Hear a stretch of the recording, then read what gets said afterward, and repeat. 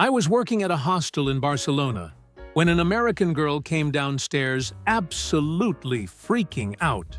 And I mean really losing it. She looked like she'd just seen a ghost. I asked what was wrong, and she told me the shower wouldn't work. I went upstairs to check it out. You know what the issue was? She was pushing the knob when you're supposed to pull it up. That's it, a pull knob instead of a push knob. And she thought her entire shower situation was broken. She actually said to me, "This place is falling apart." The hostel was brand new. But here's the thing. This isn't really about shower knobs. It's about something deeper. It's about growing up in a place where everything is standardized, predictable, and immediately understandable. Americans have this weird relationship with unfamiliar situations. The second something doesn't work like they expect, they don't think, "Maybe I'm doing this wrong." They think, "This entire system is broken." Watched a guy from Ohio spend 20 minutes convinced the hotel elevator was stuck because the doors didn't open automatically on his floor. He kept pressing the button. The doors opened just fine. He just didn't realize he had to press his floor number first. When I explained that, he looked at me like I'd just solved the mystery of the universe. Then there's the panic response. And that's what really gets me. It's not confusion, it's panic. I saw a woman from California lose her mind at a train station in Austria because she couldn't find her train listed on the departure board. Her train left in 30 minutes, and she was convinced it had been canceled or she was in the wrong station. She was about to cry, texting her family that she might be stranded in Austria forever. I asked to see her ticket. The train was listed right there, Platform 9, departing on time. The only problem? She was looking at the arrivals board instead of the departures board. One board was on the left wall, one was on the right wall. That's the core issue right there. Americans panic first and think second. And there's a reason for that. It's not stupidity. It's actually something really interesting about how Americans grow up. We grow up with information, lots of it. Google, phones, instructions, customer service numbers. We're used to having immediate answers.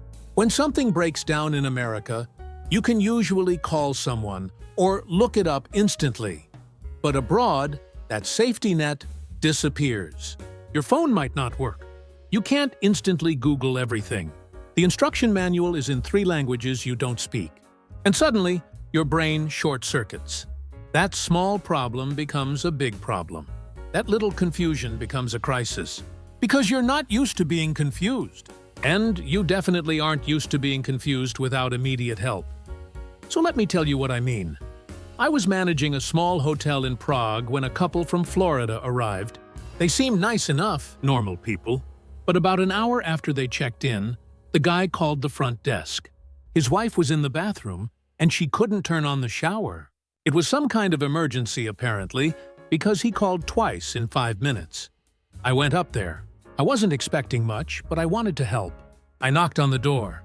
The wife answered, and she looked genuinely distressed. She said, "The water won't come out." I walked into the bathroom. The shower was actually really straightforward. It was one of those European models where you have a single lever. Push it one way for cold water. Push it the other way for hot water. Push it up for shower. Push it down for tub. Standard stuff in Europe. The woman had been pushing the levers sideways. Just pushing it left and right, over and over again. She never tried pushing it up. When I showed her, she was shocked. She said, "Why isn't there a separate knob for on and off?" I didn't know how to explain that not everything needs 3 different controls. But that's the thing. American bathrooms usually have a knob to turn the water on and off, and then separate knobs for hot and cold. You can adjust the temperature before turning anything on. It's actually a pretty convenient system. So when she encounters a European lever system, her brain doesn't think, "Oh, this is just a different design." Her brain thinks, "This is broken or confusing or wrong." A few days later, I met a guy from Texas at a cafe. He ordered coffee, and they gave it to him in a tiny cup. Like, really tiny. Maybe 4 ounces. He looked at it and immediately accused the barista of ripping him off. He thought he was being shortchanged. He was genuinely angry. The barista was so confused. She said, "That's an espresso. That's how it comes." The guy goes, "I ordered a coffee, not a shot of coffee." And here's what's funny. In most of Europe, when you order a coffee, you get a small cup. It's strong. It's concentrated. It's meant to be sipped slowly. In America, when you order a coffee, you get a massive cup that you can hold for hours. It's part of the experience, but the guy didn't see it as a difference in style. He saw it as a scam. He literally thought the cafe was trying to trick him because the cup was small. He wasn't confused. He was angry. He panicked because his expectations weren't being met. Another time, I was at a grocery store in Amsterdam when an American woman couldn't find the milk. She asked me for help. I took her to the dairy section. The milk was right there. But here's the thing. In the Netherlands, milk is stored on regular shelves, not refrigerated shelves. The milk doesn't need to be kept cold until you bring it home. This woman looked at the milk sitting on a room temperature shelf, and she visibly gasped. She said, "Is this safe?" I showed her that it was sealed up tight. Completely normal. She still looked suspicious. She said, "I don't think I can buy milk that isn't refrigerated." She was genuinely worried about food safety because the milk was stored differently than back home. She wasn't being cautious. She was panicking about something unfamiliar. Then there's the door locks. I can't tell you how many Americans have freaked out about European door locks. A lot of places in Europe still use old skeleton key locks or traditional deadbolts that look different than what Americans are used to. I watched a woman try to lock her hotel room door for a good 5 minutes before calling down to the front desk convinced the lock was broken. The lock worked perfectly fine. She just didn't know how to use it. She kept turning the key, but she wasn't pushing the door shut firmly first. The lock wasn't broken. She just had to close the door all the way and then turn the key. That's how they work. But in those 5 minutes, she was already stressed. She was already convinced she was staying in an unsafe place. She was already thinking about asking to change rooms. That's what I'm talking about. That's the pattern. Something doesn't work exactly like an American system, and immediately the panic sets in. Immediately the assumption is that something is wrong with the foreign system, not that maybe you just need to learn how to use it. I remember this guy from New York who went to Poland. He checked into his Airbnb and couldn't figure out how to turn on the heat. He was convinced the heating system was broken. He was texting the host, all upset. The host came over. The heating system worked perfectly. It just had a thermostat that looked nothing like what he was used to.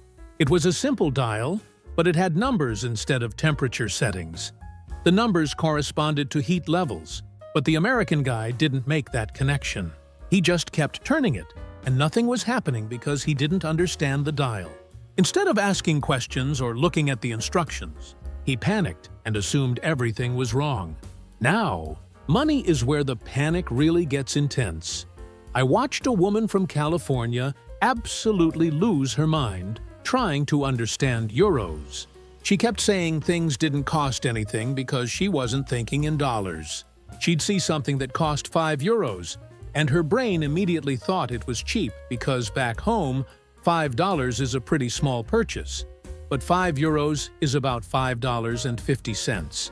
In a lot of Europe, that's actually a reasonable price for a coffee or a sandwich. She didn't understand that the conversion was roughly 1-to-1. She thought she was getting everything for super cheap, so she spent money like it was nothing, and then she was shocked at how much she'd spent overall.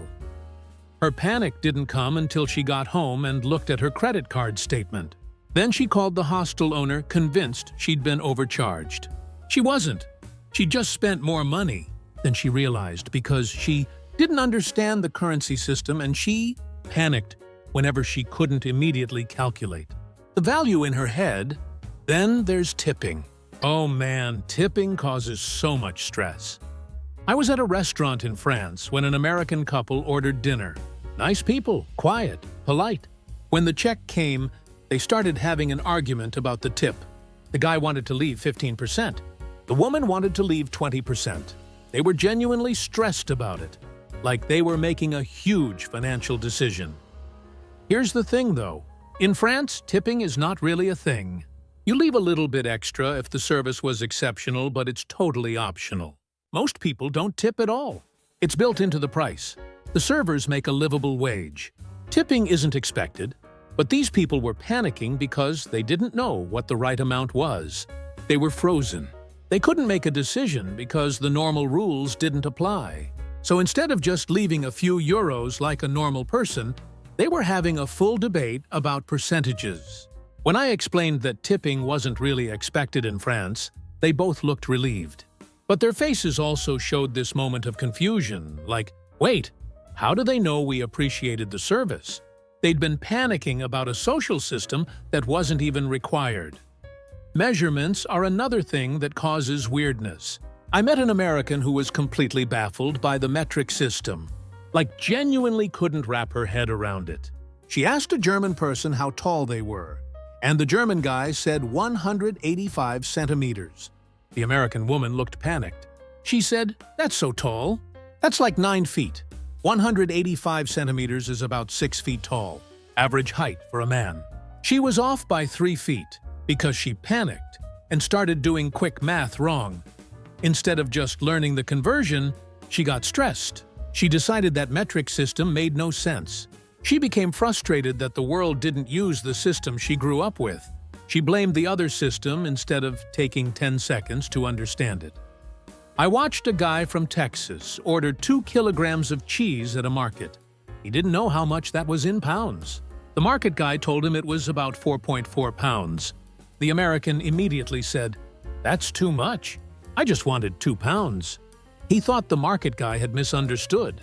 He didn't realize that the market guy was translating correctly. 2 kilograms is about 4.5 pounds. He wanted 2 pounds, which would be less than 1 kilogram. Instead of thinking, "Oh, I see the conversion. Let me adjust my order," he got frustrated and suspicious. He thought the market guy was trying to confuse him or give him too much cheese. Dates and times cause similar panic. I was texting an American friend who was traveling in Italy. I asked him if he wanted to grab dinner on 15/6. He asked me what date that was because he couldn't read the format. 15/6 means June 15th in most of the world. In America, we write it as 6/15. He couldn't even parse the information. His brain got stuck because the format was wrong. It wasn't that he was stupid. It's that his brain was looking for a pattern that wasn't there. Then, there's the 24-hour clock. I cannot count how many Americans I've met who completely panic when they see the 24-hour time format. They see 1500 hours or 22:30, and they freeze. A woman I met asked me what time 17 o'clock was. There's no 17 o'clock. That's not how time works. But she was so panicked by the format that she couldn't even think straight. She couldn't do basic math to figure out that 5 o'clock plus 12 hours equals 1700 hours. The panic stopped her brain from working. And here's what I think is really going on. Americans grow up in a system where everything is kind of standardized for them. The units are familiar. The number formats are familiar. The way systems work is familiar. So when they step outside that system, their brain can't immediately find the pattern. Instead of slowing down and learning the new pattern, they panic. They assume something is broken or wrong. They get frustrated that the world doesn't work like their world. And in that panic, they miss the simple solution. They miss the fact that every other country in the world has figured out how to use kilograms and 24-hour clocks and metric temperature readings. These aren't broken systems. They're just different systems. But the panic makes them defensive. The panic makes them blame the system instead of learning the system. Now let's talk about behavior and etiquette, because this is where the panic hits different. I was sitting in a train car in Switzerland when an American guy was on the phone. He was talking pretty loud, like normal phone conversation volume in America. It was maybe not aggressive, but definitely noticeable in the quiet Swiss train car. After about 2 minutes, a Swiss woman asked him to be quiet. She was very polite about it. She just said, "Excuse me, could you please talk more quietly?" The American guy immediately got defensive. He said, "I'm not talking that loud." He was, though. He absolutely was. Compared to everyone else in that train car, he was loud. But his panic response made him defensive. He got angry that she would dare tell him to be quiet. In his mind, he wasn't doing anything wrong. His mind was interpreting her request as an attack or an insult. The truth is, European trains are just quieter in general. It's considered respectful to be quiet in public spaces. It's cultural. But the American didn't see it as cultural. He saw it as someone attacking him for no reason. So he panicked. He got defensive. He made the situation worse. Another time, I watched an American refuse to take off her shoes in a Japanese home. The family had asked everyone to remove their shoes because it's a cultural norm in Japan. It keeps the house clean and is a sign of respect. But the American woman panicked. She said her socks had a hole in them. She was embarrassed. But instead of handling that one small problem, she panicked. She decided she couldn't be in the house without shoes. She was stressed the entire time, breaking a cultural rule and making her hosts uncomfortable. All she had to do was wear clean socks or go barefoot. But the panic made her rigid. The panic made her unable to adapt to the situation. I was at a dinner party in Germany when an American guy refused to eat sauerkraut. The host had made a traditional German dinner with sauerkraut as a side. The American guy took one look at it and said, "I'm not eating that." The host was confused. He asked why. The American guy said, "I don't eat fermented stuff." The host was hurt. He'd prepared a traditional meal. But the American guy was panicking about the unknown food. He'd decided without even trying it that he wouldn't like it. His panic about unfamiliar fermented food made him rude to his host. When I talked to him later, he said he tried it afterward and actually liked it. He just panicked because it looked different from what he was used to. Here's what I think is happening at a deeper level. Americans grow up in an environment where they're told to be confident, to speak up, to demand what they want, which is great in America. That confidence is valued. That directness is appreciated. But abroad, that same confidence comes across as panic disguised as aggression. When something is unfamiliar, instead of saying, "I don't understand this," they say, "This doesn't work right." Instead of saying, "I'm not used to this," they say, "This is wrong." I watched a woman from New York panic about the way grocery stores were organized in Italy. She couldn't find the cereal. She looked around, got frustrated, and told the store employee that the store was poorly organized. The employee took her to the cereal aisle. There were probably 40 types of cereal. More cereal than most American grocery stores have. The woman just didn't know where to look because the organization system was different. But her panic made her assume the store was badly run. Not that she just needed to learn the layout. And then there are the queue issues. I've seen this blow up so many times. Americans have a very specific idea about lines. Single file. First come, first serve. Very orderly. But in a lot of places, especially in Southern Europe, queuing is more informal. People stand in a loose group. It's more about being assertive than strictly orderly. It's just a different system. I watched an American woman absolutely lose it in a post office in Italy because people were cutting in line. There was no real line. There was just a group of people waiting. The Italian system was working fine. But the American woman was panicking because it didn't match her mental image of what a proper queue should be. She started yelling about people cutting in front. She demanded to see a manager. She created a huge scene because the line wasn't being handled the way she expected. The postal workers were so confused. They didn't understand why she was upset. To them, the system was normal. But her panic about the unfamiliar queue system made her explosive. Here's something I've noticed. When Americans panic about small problems, it's rarely about the actual problem. It's about the loss of control. It's about not understanding the rules of the game. In America, they know the rules. They've lived the rules their entire lives. They know how to act. They know what's expected. But abroad, they don't know the rules, so they panic. And when people panic, they either shut down or become aggressive. Both of those responses usually make things worse. A guy from Michigan came into the hostel in Budapest, absolutely furious. He said the public transportation was too confusing. I asked what happened. He'd gotten on the wrong tram. He'd panicked and gotten off at a random stop. Now he was lost. The public transportation system in Budapest is actually really well organized. The maps are clear. The signs are clear. But he hadn't taken time to learn it. He'd panicked the second something went wrong. Instead of looking at the map, he'd gotten angry at the system. Instead of asking for help, he'd blamed everyone around him. The panic had prevented him from thinking clearly. The panic had made him angry at a perfectly functional system. So why am I telling you all this? I think the panic response reveals something really important about how we're raised, how we think, and why change is so hard for people. Americans aren't worse than anyone else.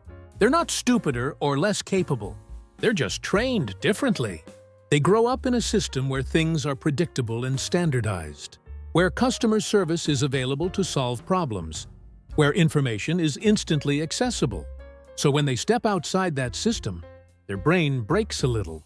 They don't know how to operate in a world where things are different. And I think what's interesting is that they panic not because the foreign systems are actually broken, but because their confidence is broken. They're used to being confident in their environment. Abroad, that confidence is gone. I watched a woman from Denver actually solve this problem beautifully. She arrived in Budapest with a journal and a pen. Every time she encountered something confusing, she wrote it down and figured it out calmly. She approached every new system like a puzzle to solve, not a problem to panic about. She still got confused. She still made mistakes, but she didn't panic. So she learned. By the end of her 2 weeks in Hungary, she was helping other travelers navigate the public transportation system. The difference between her and all the other Americans I mentioned? She didn't panic. She stayed calm and curious instead of stressed and defensive. I think that's the real lesson here. The panic isn't about the problems. It's about how we react to not knowing. If we can stay calm when things are unfamiliar, we can learn. If we panic and get defensive, we just make things worse. The shower knob pulls up instead of pushes. The milk isn't refrigerated. The line at the post office isn't technically a line. The coffee is small but strong. The time format is different. The shoes come off inside. None of these are actually problems. They're just differences. The panic comes from expecting the world to be one way and finding out it's another way. And honestly, once you realize that, traveling becomes so much easier. You stop expecting everything to work exactly like it does at home. You stop panicking when it doesn't. You just adjust. And suddenly, all those small problems that seemed so overwhelming become kind of funny. They become stories you tell. They become the reason you traveled in the first place. Because the real reason Americans panic over small problems isn't because the problems are actually big. It's because they expect their world to follow them everywhere. And the second it doesn't, they freak out. But the magic of traveling is that your world doesn't follow you. And once you stop panicking about that, it's the best thing that could possibly